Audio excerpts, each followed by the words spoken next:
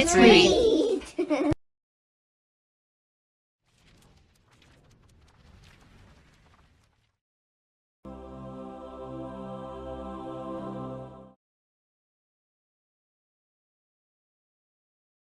Chapter 3, The King's Color. All the forest animals would have been more than happy to stay in the great meadow and receive more hugs and helps and pieces of cake. But the shriek of a whistle stopped all the blessings. Captain Chameleon had blown Mooseberry's whistle, and now he said to them,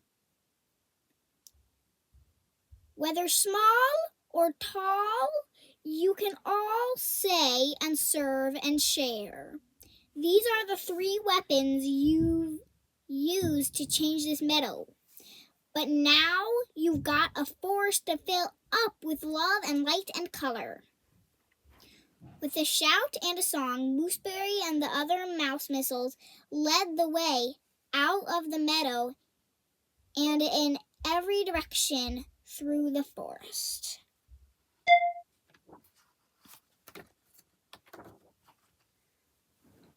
When Mooseberry and his friends came across the ferrets, instead of scolding or chasing them, the forest animals blessed them.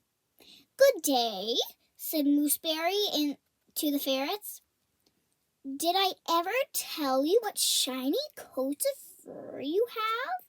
Another mouse shared a piece of strawberry cake with a ferret, and a rabbit gave a ferret a warm hug. With all this blessing,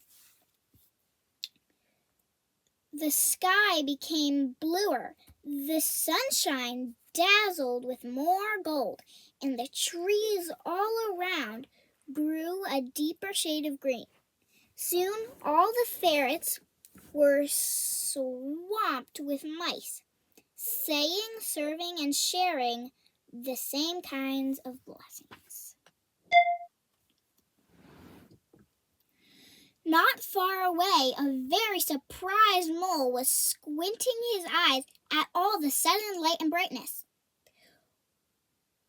Were those mice he saw running and dancing with the ferrets, tossing brightly colored frisbees to one another, painting watercolors together, and playing a game of "I see a color you don't see"? And could that really be Mooseberry in the middle of all this foolishness? Monty scowled to see the animals blessing one another with saying and serving and sharing, as he frolicked under a refreshing mist that sprinkled down from cottony clouds far above. The mole stormed angrily right into the middle of the celebration, but he wasn't beaten, not by a long shot. He knew something the other animals didn't.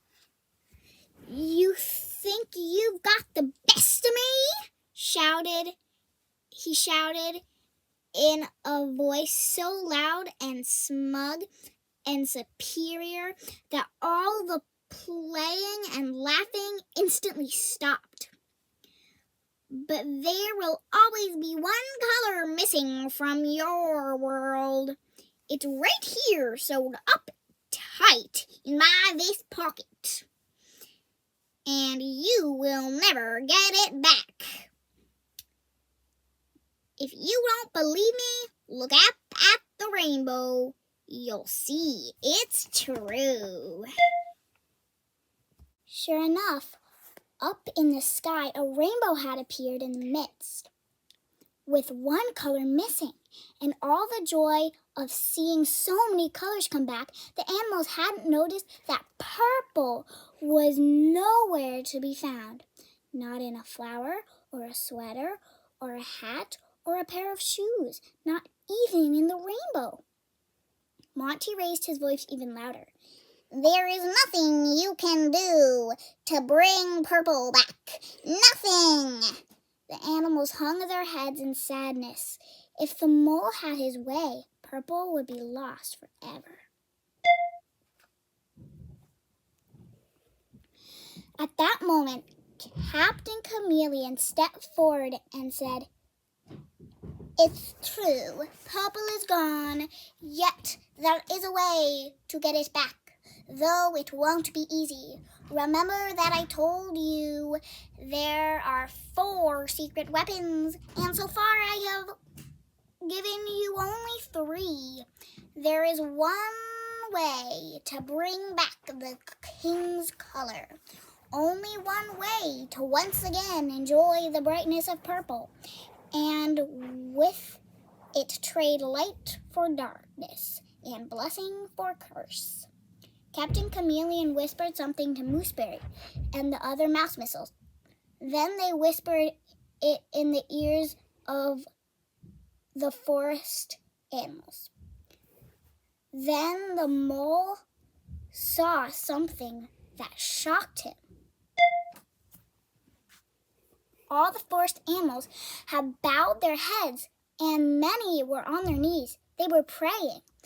They were asking the great king to give them strength to do something so difficult that they couldn't do it on their own. They asked for the king's strength to forgive the one who had hurt them. And because they asked, the king gave them that power. MooseBerry and the 6 mouse missiles led the way. They rushed right up to the mole and said, "We forgive you, Monty, for hurting us, and we forgive your ferrets too." Then all the animals behind them shouted, "We forgive you, Mole, and we forgive your ferrets too." Now Elkinberry stepped forward with a gift for Monty. Still squinting from the bright light, the mole unwrapped the paper and opened the box. It was a huge pair of sunglasses. After putting them on, he opened his eyes as wide as he could. Now the bright light and colors didn't bother him. He could never have imagined such a wonderful gift, which came from those who should have been his enemies, but who chose instead to love him. Behind those sunglasses, Monty's eyes filled with tears. Then, beginning with his big toes and creeping to the top of his mole head, all of Monty's color came back.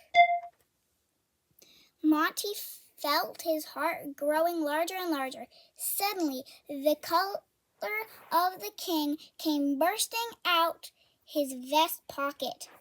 Purple light shot straight up to the rainbow. And like a fresh shower in spring, colors of all kinds rained down on the forest friends. It wasn't long before everyone in the forest said that Monty the Mole was the kindest, most loving forest animal of all. For it's true that those who need blessing the most often become the blessed at blessing others. And at Christmas time, delivering present to all the forest children became a snap.